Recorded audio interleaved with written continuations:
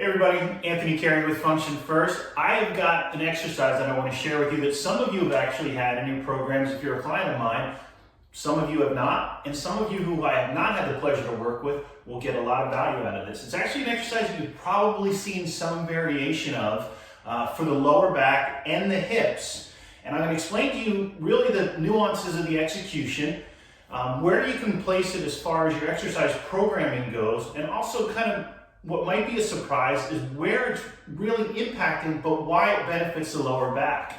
And that's going to be something that I think you're going to be able to take advantage of right away. So it's what we call one of our level A exercises, which generally appears at the very beginning. Not necessarily the first, but it's when those first couple of exercises that we call a subroutine that's in there. So if you wanted to add this to an existing program, it would be something you would do at the beginning.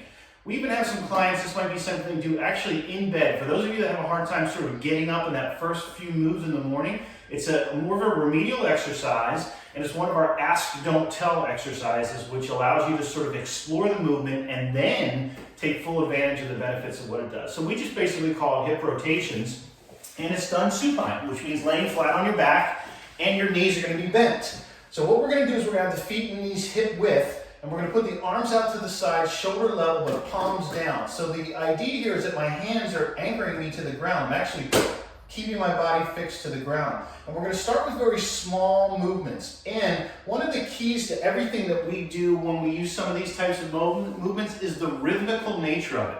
So it has starts with a small, what's called amplitude, which you could also just think of range of motion. But the rhythm and timing is also going to be very smooth with easy transitions from side to side. That's very appealing to our nervous system, has a calming effect. Okay, so feet are flat on the ground, hands are shoulder level, straight out, palms down. If you've got anything going on with your shoulder, it's not the end of the world to bring it down a little bit, or if you really need to, you can do palms up. This just gives us a better sense of sort of holding on to the ground.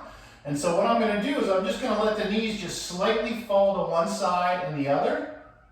Now, as I'm doing that, I am keeping this fixed. Again, the purpose of this is very important that I am fixed here. So in other words, I'm not doing this and doing this. I'm staying fixed here and gently rotating rhythmically side to side. As I get a little bit of heat to the tissue, my body warms up, circulation, a little of the WD-40 to the joints.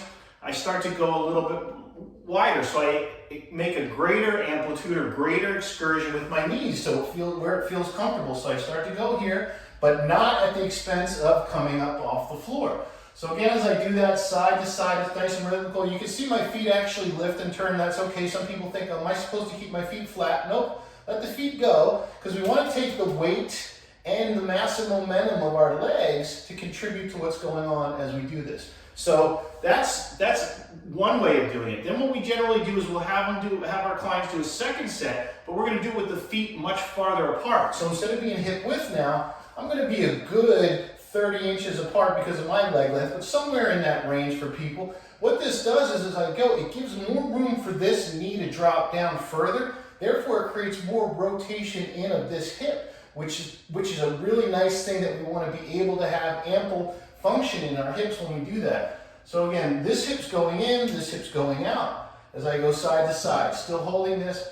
And you'll probably feel a little bit more of the stretch along the outside of the hip as you do that. Now, just quickly to share with you why that's so good for the lower back, it's actually because we're moving from our upper back and our hips, and the lower back's in between. So some people have that apprehension and concern about twisting. Well, you're not twisting, and you're certainly not twisting from your lower back. You're rotating in a normal range of what the body should be able to do, but you're doing it from here up. Even though this is going, because this is fixed, the movement occurs here, which means the lower back says to the upper back, hey guys, thanks for doing your job. Oh, and then the hips are starting to turn, hey guys, thanks for doing your job down there, and letting me stay a little bit more stable with less room of how I'm supposed to do. So again, this is a nice little part of any warm-up. Can be done at the beginning of the program, can be done actually easily, very slowly and comfortably in bed before you get up if necessary. It can even be a little bit of a cool down exercise. Let me know how it works for you, and thanks for watching.